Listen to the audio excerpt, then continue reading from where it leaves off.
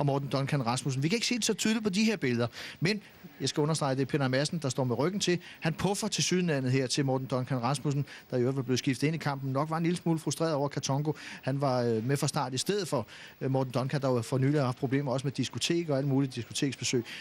Spillerne lyner selvfølgelig op. Det er Gislason, det er Katongo, der kommer op for at fortælle, eller for at se, om de kan ligesom dæmpe gemytterne imellem de to Brøndby-spillere.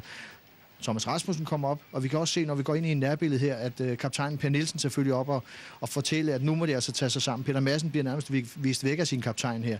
Læg mærke til, Duncan kommer ind i billedet her og prøver at forklare, hvad det er, der er foregået. Han har simpelthen fået et slag i hovedet af Peter Madsen. Det er det, han forsøger at fortælle Thomas Rasmussen efterfølgende på de billeder her. Thomas Rasmussen også helt op at køre. Der har været meget ballade mellem de unge og de gamle på Brøndby-holdet, og det kan man måske også fornemme her, fordi Duncan er for mig at se måske ret sagsløs her. Jeg tror, bataljen udløses af, at Duncan kort forinden ikke rigtig har fightet for holdet, men det er jo en helt anden historie, fordi når man så ser det her, når vi zoomer ind, der kan man altså se Peter Madsen. En gang slår han, og han slår altså en gang til.